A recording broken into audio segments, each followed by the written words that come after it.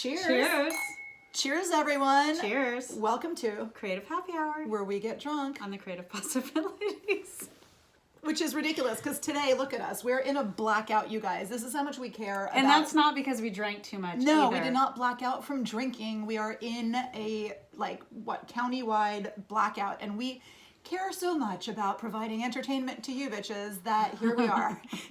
Candle lit. By candlelight. Drinking some smoky Syrah. Yeah, that's right. We've got a Spanish El Castilla. El Castillo, we're in our own castle in Spain. That'd be nicer with electricity. Would be amazing. We are kind of locked in. We're locked in. We don't have heat. It feels like Labyrinth, you know, the Spanish movie we're in Labyrinth. Oh God, it's so depressing. So we figured that it takes a certain type of personality to push through on a creative problem like this. And so we decided, how perfect, we will talk about personality and creativity. Yes.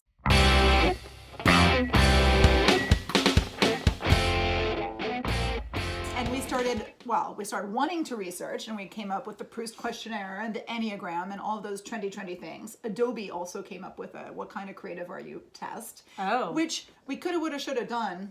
Well, I did mine, but just because I had to drive into the city. Micah would have done hers. Yeah, I would have done mine, but I didn't have any internet or power or anything. So, Just the power of your mind. Really, I mean, the fact that I'm sitting here right now, It's a fucking miracle. This is really... This is a feat this of gives creativity. this gives you insight to my personality. Pretty much, yeah. I mean, she really bulldozed into my house. Just a little bit. She's like, light some more candles. Get the wine out. Exactly. You know, and I mean, it's... Well, so I did my Enneagram. So you'll be entertained. Yeah, you need to explain what the Enneagram is, because I don't remember exactly what it is. So the is Enneagram... it like a numerology thing? It's not even numerology. You answer a shit ton of questions. And they're kind of boring, so we're not going to do those. We're going to do the Proust Questionnaire that we can share back and forth, and that'll be fun.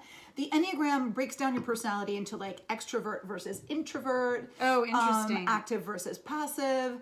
You know, thinking versus acting. All these sorts of things. The only one that I did was the Myers-Briggs. It's like Myers-Briggs. Okay, it's very I close did to that one, and I can't remember what can't my remember? numbers. Well, that's the same thing. It gives you 4 letters. Oh, but interesting enough, when I did do the Myers-Briggs, it said that one of my best, it had to do with careers.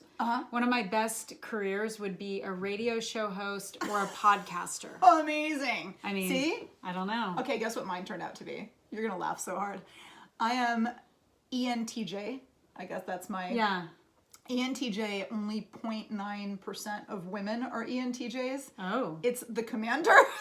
I know. She's the freaking commander. She's like, I don't care if it's a fucking tornado at your apartment. I'm coming over and we're filming the podcast. Yes. I'm like, dude, we're in a crisis here. I'm like, yeah, we might as well do a crisis together. And the commander is like, we will podcast. So crazy. See? And it worked. No, and here we are. Okay, so that is proof. I'm telling you that whatever that test is that you took, it's amazing. It's accurate. And guess who else is a commander? Guess who else is an ENTJ? Your son? Oh, probably, but my husband. Your husband's one too, so you just command each other around? Yes. And then the funniest thing was that when you guys are going to have to get into S&M or something so that you guys can but I don't think either one of us would be the masochist. I think we'd just both be the sadists. You guys would be dominant. Yes. At the end of the night, you guys would be dead. Yeah, we'd be dead. Do not give up. You would both be dead. It'd be horrible. No, we were in LA and we were meeting with these friends of ours, and they kept looking at each other and looking at me. They're like, yeah, we're sure. Yeah, we're sure. I'm like, what are you talking about? And they're like, oh, we're sure what your Myers-Briggs thing is. I'm like, you guys are so weird. Did you just do some weird business getaway? Yeah. They're both ENTJs too, and they were willing to bet that I was. And I was like, that is so freaking weird. That's creepy. 4 of us were in the same place. I'm like, how do we even... Okay, that's creepy. Right? It's weird. So then what's interesting is that Jung kind of was one of these people who was a proponent of the early Myers-Briggs tests and all those. Right. And Jung has the rarest type, which I wish I could remember. It's like Of course he does. FJ or something like that. Yeah. He's like, let me see. I wish I could. I was an E something. So I was definitely introverted, but I had a lot of... E is extrovert. Extrovert, but I also had a lot of introverted And that's what so that's an interesting, we can launch right into introverts versus extroverts. And I think that there's that big thing about creatives being introverts sometimes, but that's not always true. Because when you push your artwork out, right, you have to be an extrovert in some way, and you have to be, exchanging ideas and everything. So like for me, like I can be a true introvert. So can you, but we're very extroverted as well. So it's kind of an interesting thing. Oops. My daughter actually registers as an introvert on the thing, even though she's completely psycho. She's a sociopath. Like that's why, and we always say that. She never watches us. We don't need to care. But she's like and she's an adult, so you can't call CPS. Right. She's like no, she's not. She's like the worst one. She admitted it. She's like, oh, I'm like the worst one. I'm like the total sociopath. And I was like, well, that's really good to know. But Jung was a really rare one, which was the introvert, but debater, this, that. So it's kind of interesting. I was like, okay, that's kind of cool.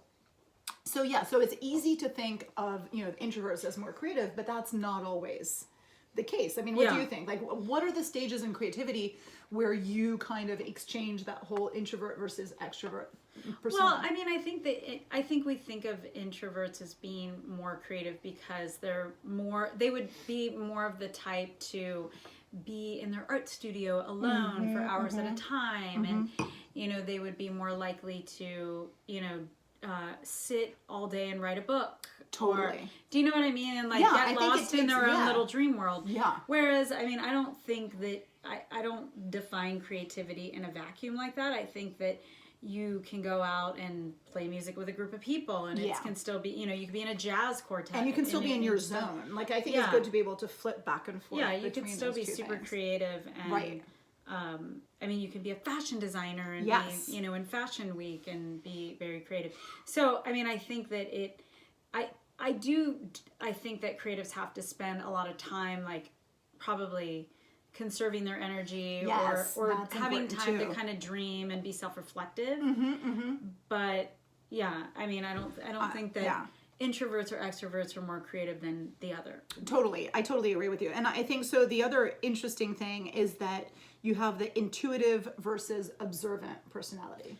So like intuitive is the one who's like, oh, I'm not going to take all of this, all this proof. I don't need the mathematical evidence. Like I'm going to make up my I have a feeling conclusion. This is going to work. Yeah, I have a feeling this is going to work. But then I think that creatives are also both things, right? Like you are like, I've tried this before, this worked, I observed this phenomenon, now how can we extend it to this? And I have a hunch that this might work. So I think you can kind of, put it, so I feel like sometimes these personality tests are kind of, they peg you into this thing where then you think to myself, oh, that's the way I am. And I think that our advice to creatives would be, hey, just because you think you're an introvert or just because you think you're an extrovert and you're doomed to this type of creativity or you think it's hampering you in some way, I wouldn't just take that at face value. Like I think that you can absolutely explore different types of creativity depending on your personality.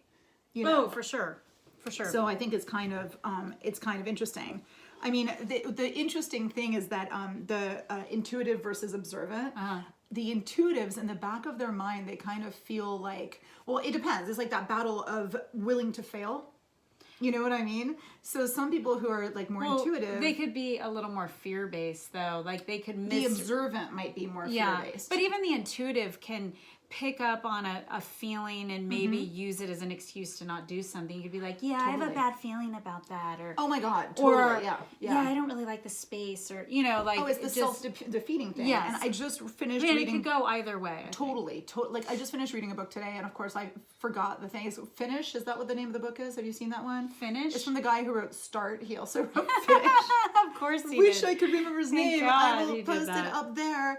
I read it, and he was saying that one of the big things that people do who don't finish like some kind of a creative task is that they talk themselves out of it before they even really start it, because they're like, oh dude, or even working out, they're like, oh, I don't want to work out, I don't want to get too big, like, and it's like, or I've done the thing where like, oh, I'm not gonna do too much aerobic exercise because it just makes me more hungry. Exactly. And then I eat more and I gain weight. It makes me hungrier. Or the people who are like, oh yeah, I don't want to like write a bestseller because I don't want to sell out. And you're like, don't worry. The chances of that happening are 0 to none. Yeah. So sorry, I didn't mean to be negative. No, but I think that that's actually very positive to realize what we're doing, and then you can break through that stupid, thing. So then you've got the personalities that are feeling versus thinking.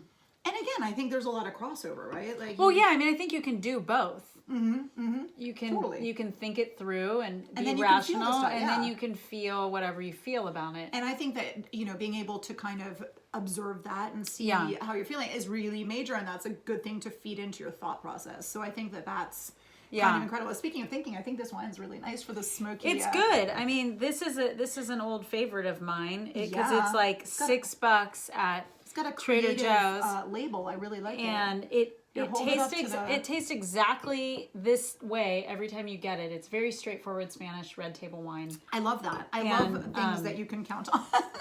Yeah, and it's the same every Part of time. my personality. Yeah, and it's yeah, I like it. I like the It's way. really nice, and I love the swirly little design on the Yeah. on the label. That's awesome. a So good yeah, one. so feeling versus thinking. So a lot of people, a lot of creatives are like, oh, I'm a feeler, I'm a sensitive, Yeah. and they'll think that those who actually think things through are maybe calculating, and they'll Right. kind of bag on them. And I think that that's unfair to be judgy for both of those personality traits, because it does not mean that you're not creative if you're more of a thinker. So Right. you're a creative thinker. You know, you could be. It's and I think it's self-defeating to think like, let's limit ourselves. Yeah, I mean, you could be creating or designing a Tesla, and it has to meet Yeah, all it has the some you know, it requirements are has to good. meet like physics requirements and mechanical requirements. Yeah, you have to and, check things off. and you Yeah. know, engine requirement. You know, I don't know all the details, but Not something we but think if about you're that someone often, who's but yeah. designing that and you're using mathematical evidence to make it super efficient, or Yes. make it, you know, safe, all of these things, it doesn't make it any less creative, in my opinion. No, and then sometimes you'll have that quantum leap in creativity where they're like, hey, let's put on that turbo button that's just ludicrous. Like, that's a creative quantum fun leap. Or let's make the seats this way so that they pivot around. Or, you know, those things are creative, Yeah. you know, jumps. Or And I like think it massages your butt. massages your butt. I want one of those. That'd be so nice. Oh my Yeah, God, butt that'd be massager amazing. and- Butt in the massaging. heat. I think Maserati has a butt massager Yeah. option. I have a Maserati. Right? Doesn't I just yours didn't. massage your ass? Yeah, the massager's broken.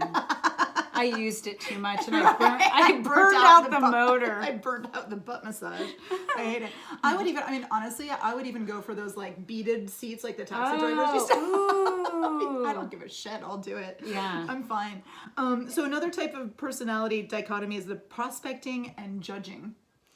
Prospecting and judging. So prospecting- trying to like get some gold from someone. The prospecting is they think is the first thought is the best thought. And so they'll size up a problem right away, and then they'll kind of, they'll jump at the opportunity, and then they'll form offbeat kind of, you know, solutions. So they say prospecting types can garner a reputation for creative brilliance. However, you're not infallible. So you have to, you know, when you're like prospecting, I think is like a lot of the startups. Yeah. They're like, I've got this great idea. Let's jump at it. Let's run with it. Let's Oh, get fun." like what's her name? Oh, yeah, like our Elizabeth. friend, Elizabeth Holmes. Elizabeth Holmes. Elizabeth Holmes, I've got this okay. really great idea. great idea. To like get this little tiny needle to Exactly. one drop of blood. Exactly. Anyway, we shouldn't rip on Elizabeth Holmes because I know, it 'cause could we're- happen to any of us. Exactly. Not really. Look, I've got my black turtleneck on. I've got my black I'm trying to sports be Elizabeth outfit on. Holmes I'm right trying now. to be Elizabeth Holmes. Right now. I've got my black workout gear because We always rip on her. It's so we do. bad. Well, she deserves it because guess what? Is she in jail? No, she's not. Where is that bitch enjoying her billions? Yeah, it's Right? true. Her ill-gotten billions. And I'm judging. I guess that's me being a judging personality.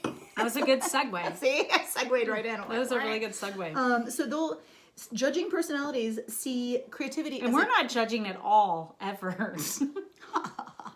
well, I don't know. So we're not exactly good examples of... I don't think we're good examples of the judging personality because judging personalities see creativity as this arduous process where you have to go through all the different steps and that you have to explore this, so it's very tentative.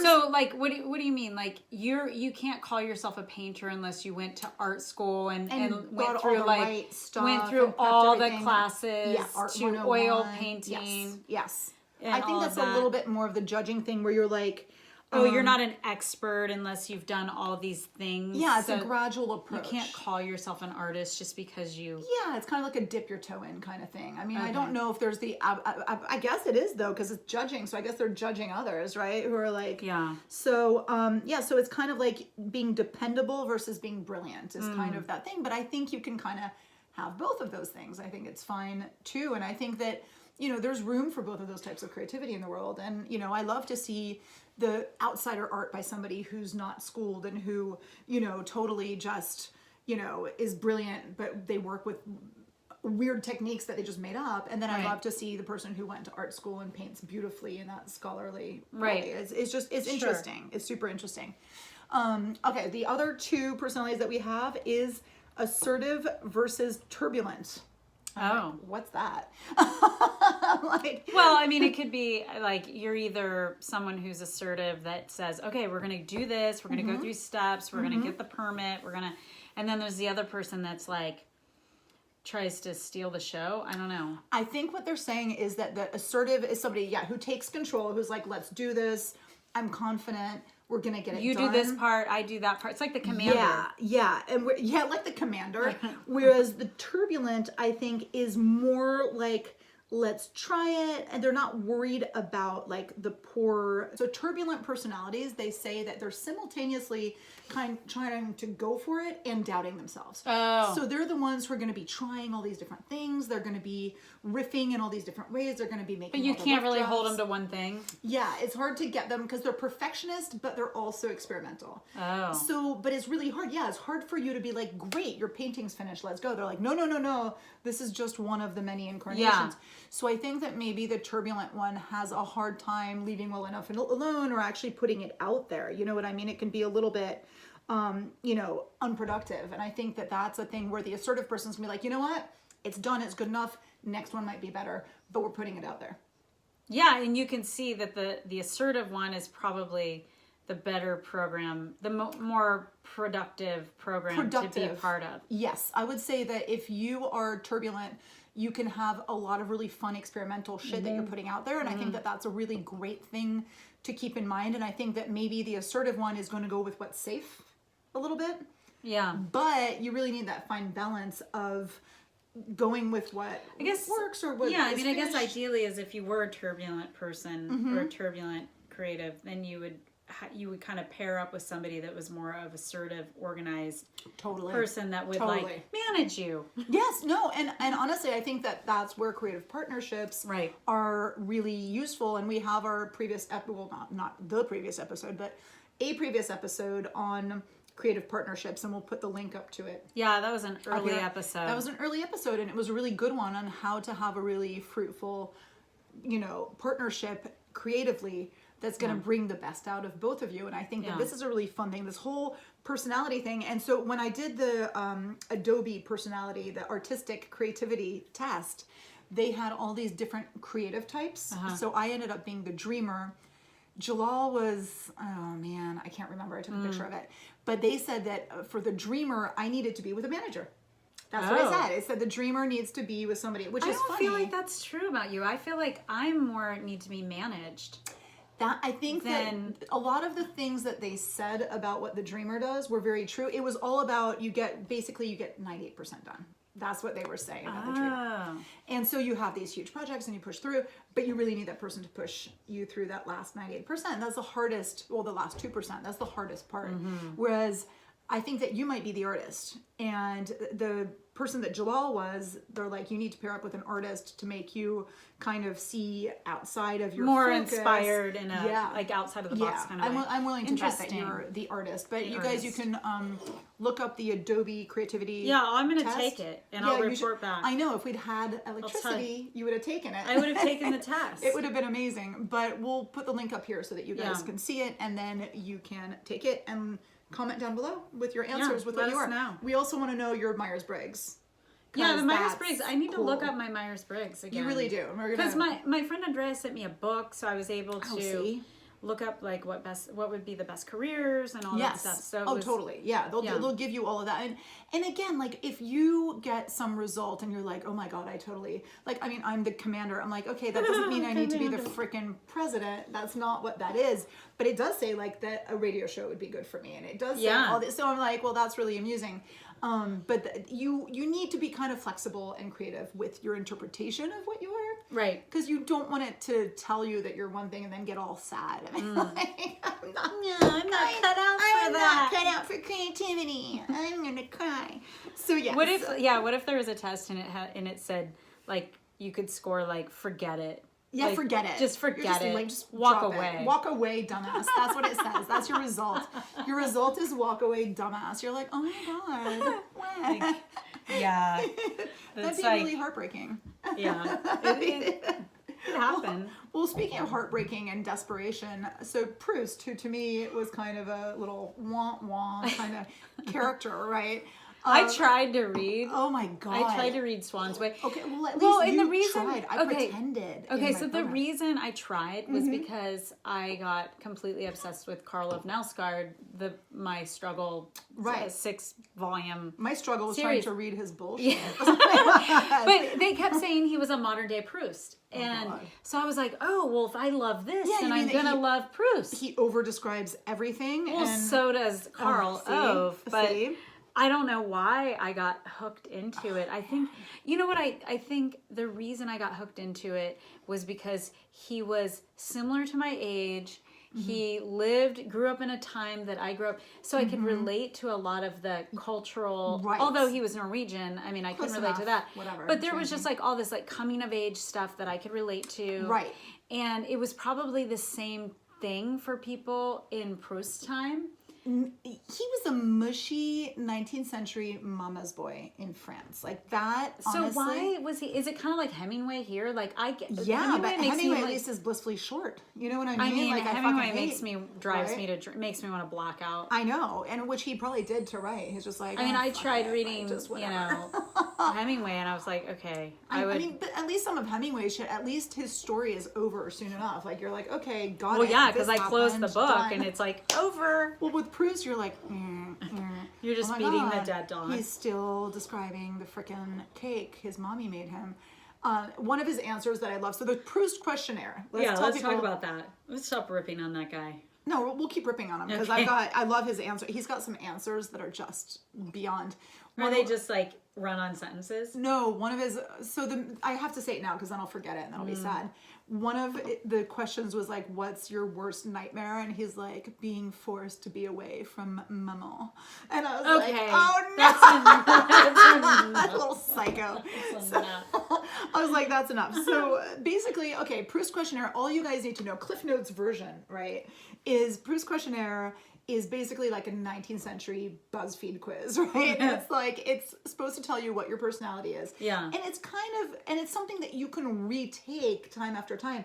And what's fun is they score differently? And score, well, of course, because it's very flexible in terms of your personality is fluid. It's fluid. And in fact, the Enneagram, the Myers-Briggs, that's fluid too. That's a snapshot of your personality at a certain time. Oh, interesting. And my husband did it a couple times and he actually changed a little bit, slightly. And that's smoke and mirrors. Yeah, right? Like that's a little bit, I mean, I've always been an ENTJ, but he definitely has fluctuated as he goes through life and maybe gets a little bit more mature, a little bit more, But the Proust one, you'll see the questions are much more flexible and we are going to answer some of the questions. We will pass on some of the more boring ones, but we'll give you examples. But basically it was the daughter of the future French president. So her name was Antoinette Faure.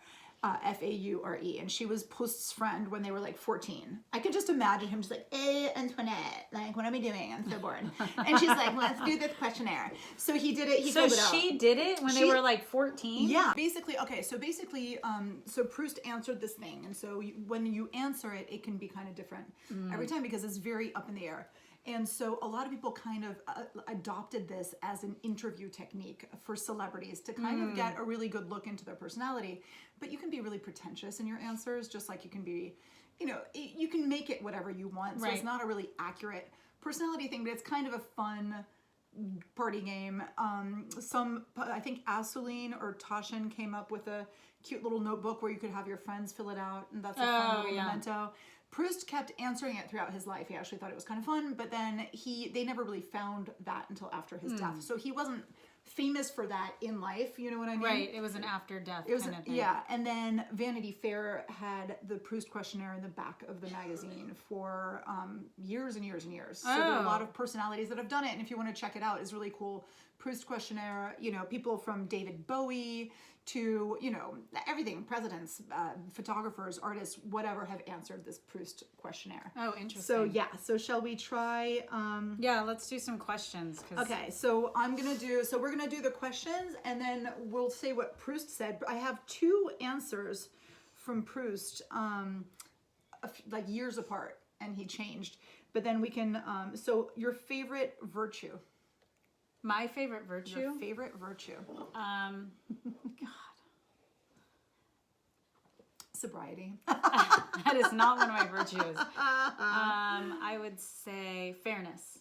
Fairness. I like that. That's cool. Yeah. Yeah, I think my favorite virtue, I think, is dependability. Oh yes, you are very dependable. Right? That's my crazy shit. Yeah. Like it's Yeah, and I like it in others and all that. Yeah, you do. You demand it. I demand you it. command it. I command it from others. Yeah. Proust, then he said in 1890, he said, it's the need to be loved, caressed, spoiled, more than admired. I was like, that's not actually a pretentious. virtue. Right? But, I'm like, that's okay. super pretentious. Whatever. That's really, makes me want to throw up in my mouth. I know. But, Your favorite qualities in a man? oh. That's a good one. These are good questions. Let's see. I would say committed. And I don't mean committed to a mental institute. No, that's different. Committed. Yeah. Committed. I like that.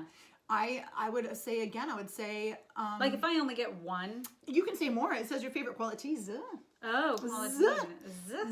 Yes. And I'm flexible enough to be like, girl, let's go off script. I don't care. I mean, equality is plural. No, I mean, I think committed, passionate about whatever it is they are passionate about, honest. Yeah, honesty's good. I would vote for that one. That'd be a good one. Honesty, but not like what I hate is the men who are like, I'm just being honest, and you're like, shut the fuck up, asshole. Like, you're like, I don't need to know about the extra 5 pounds I gained. Tact is a good one. We like tact. Yeah. So too much honesty, not a good thing. Too much honesty, not a great thing. You need some tact. So yeah, I think that too much honesty may be a lot. I mean, I think strength, dependability, and passion. Yeah. Like, I like that. Like, not I like dependability mushy. too. Like, that's a good one. Right? Like, mushiness is the least attractive male quality. Yeah, I mean, it's good in certain moments. Mushy in terms of like emotionally. Yeah. I mean, mushy in terms of like, you don't want like got your nose-ish type Oh God, no. No, we want, I mean, mushy, like mushy in terms of like super affectionate and emotional is fine. Yeah. But mushy in terms of like, I don't know what I want. I don't know what I want to do. I can't do anything. I can't, I'm unable. Like, I hate that. Yeah. What Proust said in 1890, his favorite quality in a man, feminine charm. Gee, I wonder what team he was on, but not that I care, but I think he was, I mean, I'm sure he was on that team, but I really think he was trying to be provocative. Yeah. So then your favorite qualities in a woman. Favorite qualities in a woman. I like a woman who is a thinker, like somebody who's can think for themselves, independent, all the things that I am. I like to be around women that are like me. To be with women like me. Just like me, independent, like me. Strong. I like intelligent. I like unapologetic. Ooh. Yeah, I like unapologetic and confident because I hate it when a woman's like, I know, and you know the ones who phrase everything like a question, and you're like, shut up. I cannot stand that. So I like people who are like super confident and out there because it makes them more straightforward. I like straightforwardness. You know who you're dealing with. Yes, which is so much better. Yeah. So he said, of course, manly virtues and friendship in a woman. Oh boy. Yeah. So it's like whatever. Okay, your chief characteristic. He did a hard pass on this one. Proust did a hard pass. Your chief characteristic. Chief characteristic? What is my chief characteristic? In myself? Yeah. Yeah, yours. I would say mine is, I would say mine is strength. So strength. I like that. I think that's true. Yeah. I'm trying to think of mine, and it's a hard, like, that's why I'm like, ooh, Proust did a hard pass. That's good. I'm like, I don't know. I think of you as being, and it doesn't even, this word doesn't even do it justice, but I would say capable. Like, Capable. Like you're like, oh, we can do this, and this is how we do it. And, Yeah. You know, Yeah, like, I like that. I see you that. have this like ability. I break it down into steps. I'm like, yeah. You never have this approach of like, I can't do that. It's you have an approach of like, I won't do that. Right. But yes, you're very myself. discerning. But, Yes, discerning. But, I like that. But definitely like capable. I think. Yeah, You know, yeah. There's Like, nothing that.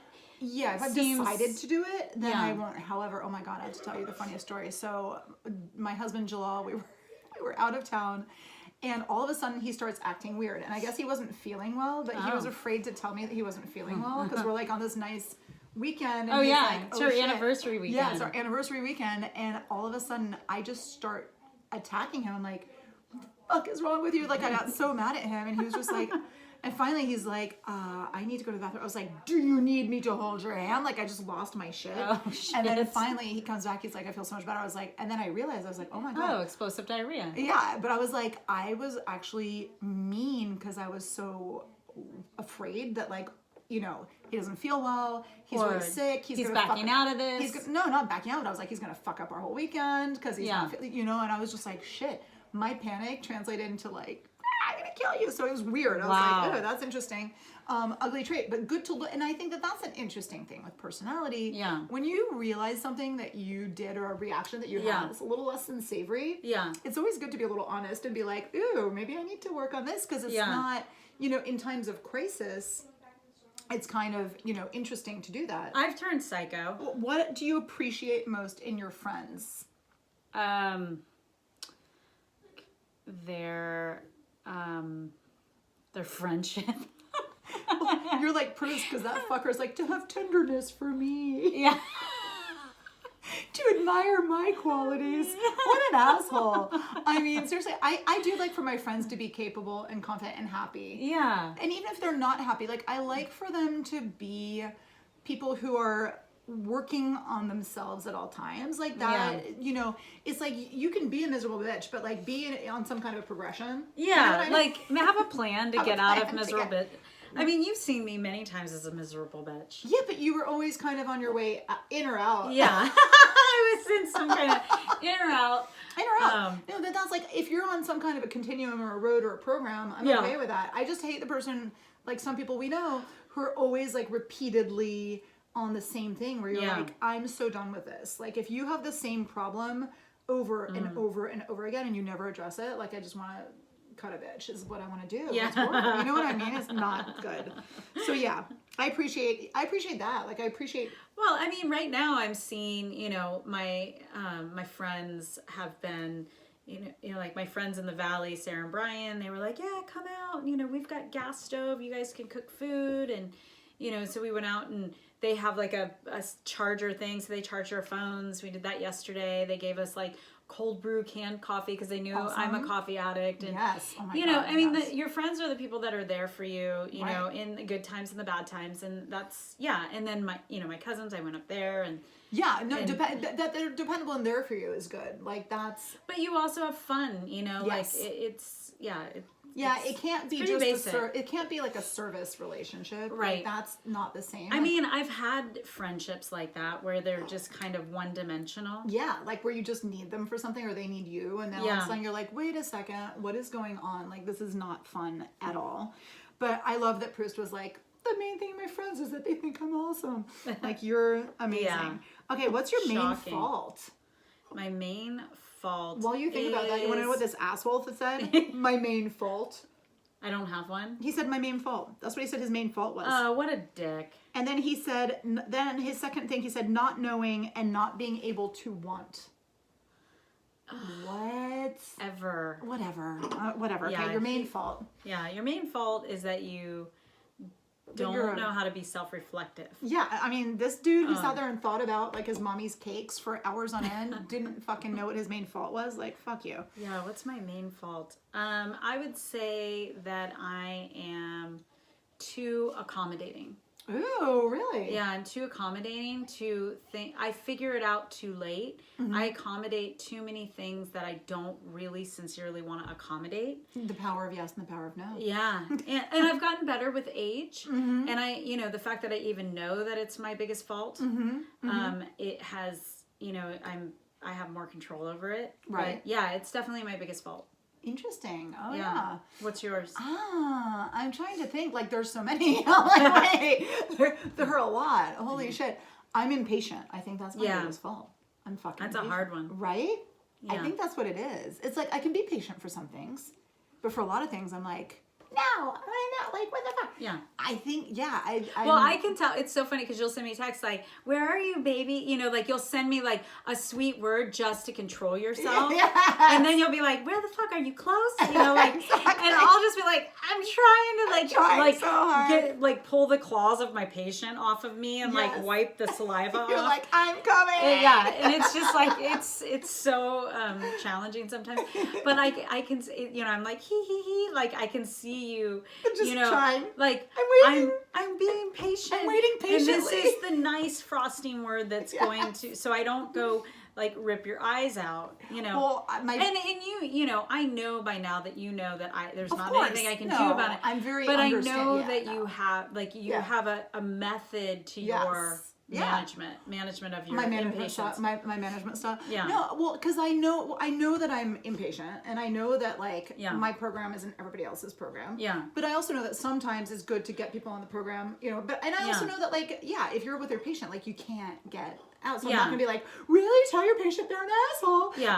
I'll never do that. But I have a friend who's so late, so often late, that she literally was. I'm not usually that bad, am I? No. This friend of mine was literally on a news show on people who are consistently late to everything, and her family is literally sitting there going, yeah, we hate that about her. It's really She's on horrible, Dr. blah, blah, blah. Phil or something. Yeah, she was on some news program. Yeah. And I'm like, you're always late. It's a problem. Like, what the hell? And now at this point, I just have she'll know if she's listening to this, HTFU. It's like, hurry the fuck up. Oh, yeah. And then I sometimes have I'll add, HQF, hurry quick fast. hurry the fuck up's a little bit less nice than Yeah. that. And then sometimes I'll add bitch, and she knows. She knows when I send her that. It's like, there's no baby for her. She doesn't get the baby.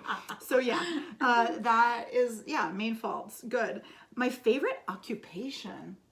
Oh, God. This motherfucker, you know what his answer? He thought he was so cute back in his first. Writing? No, he said my favorite occupation. I'm so stupid. Like, shut up. Then he said it was loving. Okay. Loving his mother.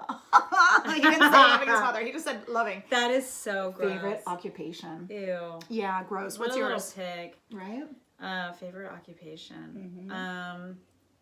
Drinking. Drinking. Drinking. Probably Drinking and thinking. drinking and thinking. I would say probably reading. Reading. I like love that to one. read, and I love to knit and crochet. Yeah. Is that what you're talking about? Yeah, totally. Like activities? Yeah, totally. I love to hike. I think Yeah. hiking is probably top of the list. Yeah, that's I think my favorite is like dreaming, like not sleeping dreaming, like what ifing and making plans on like that's my favorite, I think. That's why you really excel in vision board right? projects. I'm the champion. You are like a vision board master. Champion. That's yeah, why I my think favorite. JP Sears should have you on his show about vision boards. Hire as like, me, JP. Yeah, you should be on his show because you're really I'm a competitive vision boarder. you are. That's what you should tell people. Like, what do you do for work? We need to go to parties and you need to tell people that you... I'm a professional vision boarder. Yeah. Oh. I won at vision boarding. I won the national championship. National vision First boarders. place for vision boarding. Vision boarding. Yeah. I'm a vision boarder. Yeah. But you know what? I think doing vision boards might be one of my favorite things ever. Because I do love... No, you get really, I get into it. Yeah. Well, but my other thing, like, it is all dreaming about the future. Because my other favorite activity is doing the what if we won the lottery game. Oh. Oh, I fucking love that game. Like, We'll buy the tickets. We'll barely even look at them because we know we didn't win, but we'll be like, what if we won? Oh. Okay, so we're going to have to call a financial advisor and then start with the fun stuff. And we're like, it's ridiculous. It is so stupid. But yeah, that's mine. My dream of happiness. What's your dream of happiness? Oh boy, my dream of happiness is, oh gosh. Do you want to know Proust's? Yeah. He goes, because I can't do worse than that. He's such a dumbass. I'm afraid my dream is not great enough. I dare not speak it. I'm afraid of destroying it by speaking it. You little fucker. Then we got a little bit older and wiser. He said, to live in contact with those I love, with the beauties of nature, with a quantity of books and music, and to have within easy distance a French theater. Okay, now he kind of won back some of our esteem a little bit. Yeah, but not much. Not I mean, much. that was not very original. I mean, I'm not gonna make We're not giving him any a bigger awards. concerted effort to read Swan's Way. No. It's not happening. I already tried. I mean, seriously. Okay, so that was like a very generic answer, wasn't it?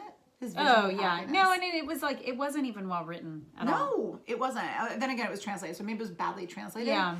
But okay, what's yours? I mean, Vision of happiness. Yeah. Well, I definitely, my vision of happiness is not working as much as I do. Mm-hmm. I'd like to hike every single day, live in a beautiful place. Yeah. I'd love to have my own.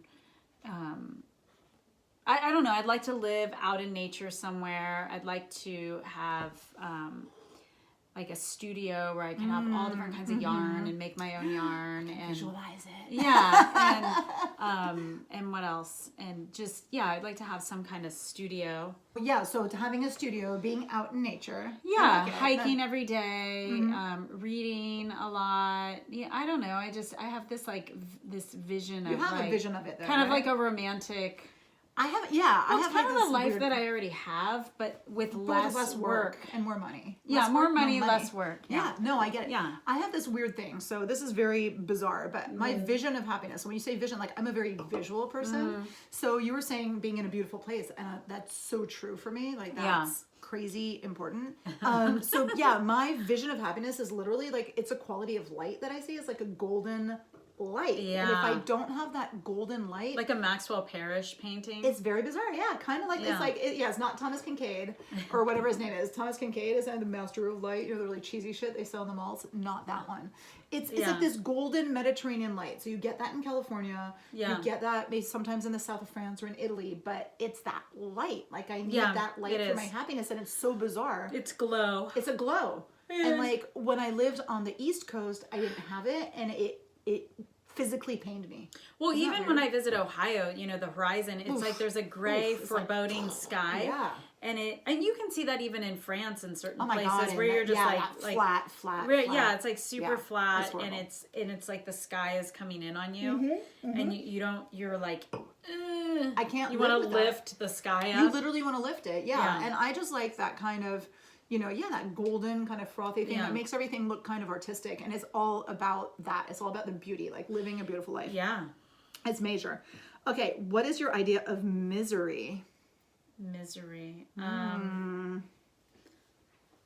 I would say probably living in like an area where there's lots of strip malls and eating fast food and and industrial everything, and having like no good coffee in the morning, having like a bad coffee morning, having a where it's massive coffee headache every morning. like you can't you just can't get a good cup of coffee. Ooh, that's hell. That's, kind of thing. Yeah, that's horrible. And then and there's only like Coors Light on tap. Or, oh God. Yeah, Yes, just like it's culturally depleted or empty. Cultural wasteland. Yeah, cultural wasteland. That's my idea of misery. Me too. Proust said not to have known my mother. Not to have known my mother. My mother. But for me, it's definitely cultural wasteland. It's like when I went to Pittsburgh earlier this year, they were like, "Oh, it's such a foodie paradise," and I'm like, "Cause you have beer cheese? Like, what the hell are you talking You're about?" like Pitts. Yeah, Pittsburgh. Like the operative word is Pitts, and you guys think you're like this cultural mecca. You're not. And that's very negative, and I'm a total bitch. I know that's my personality, but I was very disappointed. And that, to me, is hell. Like, I wouldn't be able to live in that kind of an environment. Yeah. And actually, the thing I hate is when people are very proud of their cultural wasteland, Yeah. Or like, we have so much culture here. And I'm like, We have chili cheese fries. Exactly. And we have Velveeta cheese fries. And we have, smoked, pub cheese. Shut up. Like, I just feel like, know that you're lame and accept it. And then maybe you'll like it better. But that's misery to me. Where would you like to live? Somewhere that doesn't have a blackout. Somewhere that has electricity.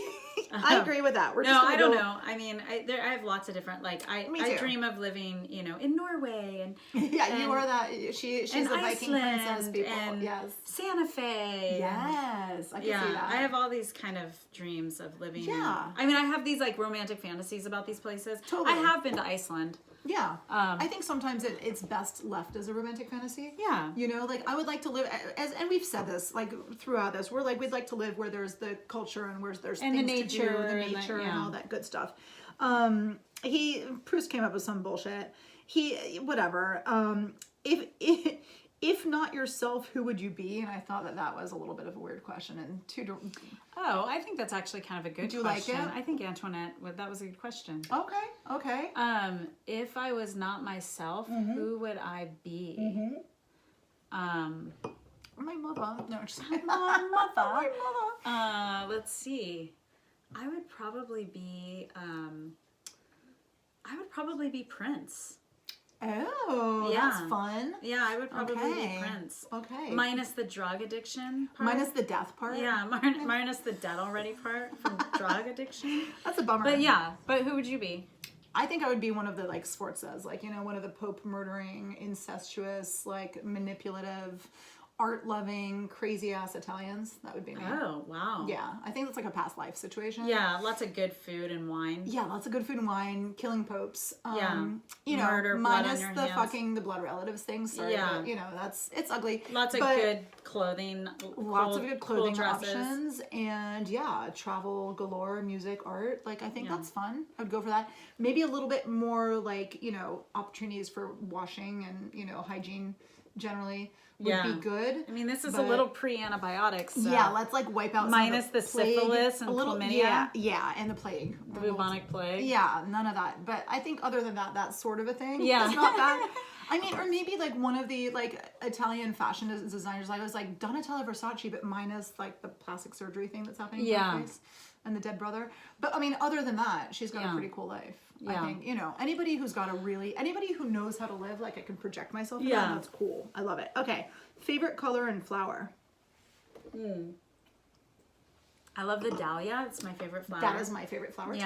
That is That's my favorite. Why we're friends. That's why we're friends. I love it because it's so obnoxious. Yeah. No, it's just bam, in your face. In your face. Yes. But yeah, I love the dahlia. And favorite color, I would say, I love emerald green. I love pink a lot. I was thinking raspberry for you. I was thinking that's a favorite color, that pink, a dark. I like a dark pink. Yeah. I like pink in general.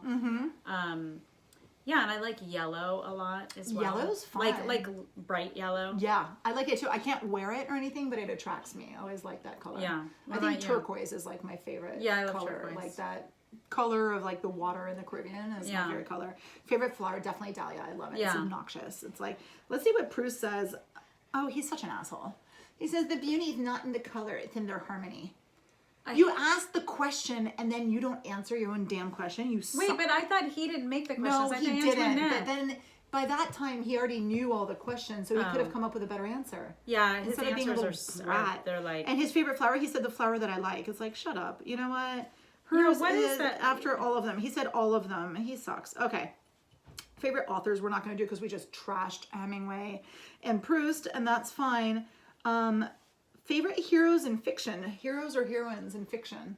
I'm going to let you do this one because you're a voracious reader. Who's your favorite heroine in fiction? Or hero? I like, that I can remember. I know, I've read so much fiction, right? but I always think of the guy, what's his name, in Shantaram. Do you remember the guy's name in Shantaram? I don't remember his name. But, no, that's but it's Gregory is the Gregory. I can't remember his name that wrote the book, but his character is I don't know. I love that he lives this light and dark personality, you know. That's really fun. Yeah. And he's really... And he's persistent, and he's creative, I mean, he's just... I love that. I love that character. That's right. Well, I've just started reading City of Girls.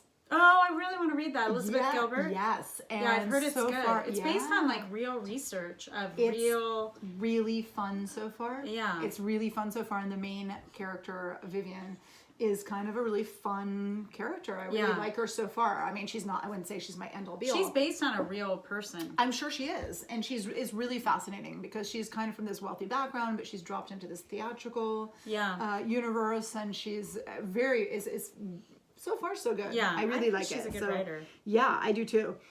Favorite painter or composer? And that's the last question, so you can really come up with something really good. Well, I would say favorite painter. I would probably say Chagall is one of my all-time favorites. Oh, dreamy. Yeah, I love Chagall. Yeah. I always have. Interesting. See, for me, Chagall, I like the ideas, but I don't like the execution. Oh, I like the execution a lot. I mean, if I could be a painter, you know, I like to do a lot of abstract stuff, but I love that his stuff is like super mystical to me. I like the mystical side that you get, and I like who's the English poet who was also doing very Rilke? No, who was doing super mystical paintings as well. And I'm such a loser, I cannot remember.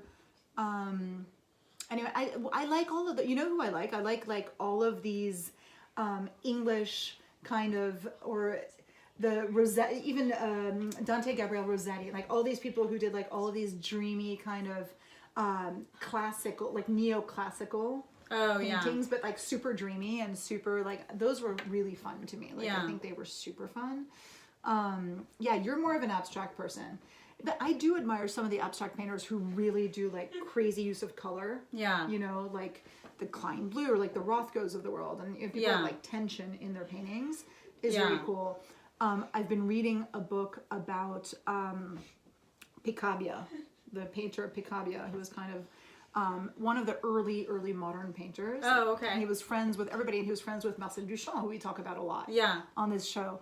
And the toilet guy. And his wife was a lover of Duchamp as well. And super interesting the way that they actually tie together the painting, the abstract painting, and the music composing. So that's super interesting. So I'm enjoying that book. Composers, I don't know. I mean, I know I'm terrible with the composers. Like that's one of like the holes in my, you know, creative knowledge. I can never like spit one out. I'm like, I don't know. I have no idea. I know what I like. I mean, I'm pretty fond of Nutcracker music. Absolutely. I mean, you're barely going to be able to hear any of it. Yeah, you know? I know. I actually like this stuff. You know, it's silly, but like all the stuff that's super Hollywoody, like theme music for movies that is really well developed. Yeah, it's really impressive. Oh yeah, who's the guy that did all the music? Alex knows who it is. All the music for like Harry Potter. Yeah, that stuff is great. All those Star themes. Wars. Who's that guy? David? Is his name David? No. John Williams. John Williams. Yeah. John Williams. Yeah, he's John the guy. Williams does amazing stuff. The guy who did do Avatar and Star Wars. The guy who did Pirates of the Caribbean was like amazing as well. I don't know if it's the same guy.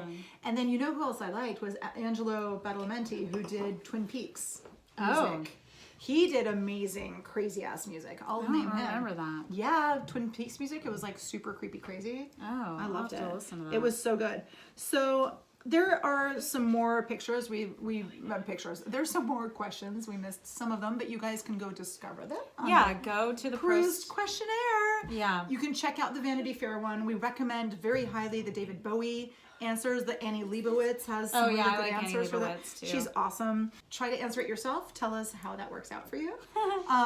Did you find out anything about your personality while you answered this? I kind of knew those things about myself. Knew that about you? I mean, the thing that I think that the important thing is trying to figure out how it fits into how it motivates you to do what you're supposed to be doing, or what you want to be doing. I like what you said about motivation. I mean, that's really what it's about. It's like, okay, I'm a lazy personality, or I'm a this personality, and so or these finding are my ways obstacles. to hack your personality so that you can I agree with that. I think that like So you don't end up in a So you blackout. don't end in a blackout drunk.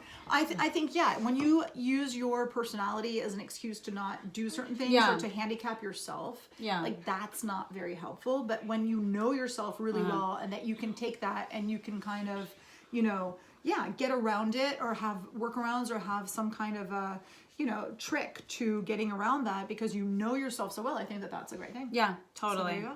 Totally. Yeah. So, well, glass is fully empty. We're positive people, but glass is empty. I mean, we're in the dark over here. We're so. in the dark still. Our power is not back on. This has been a little chaotic, but we don't care. It's fine. We made it happen. It's fine. It doesn't matter. It doesn't matter. It's fine. So cheers to you guys. Cheers. And we will see you next time. We'll be so bright. We'll be so alive. We'll have our makeup on. It's going to be amazing. It's Yeah. going to be a beautiful thing. Amaze balls, as you always. Amaze balls. Cheers, you guys. Cheers. Bye.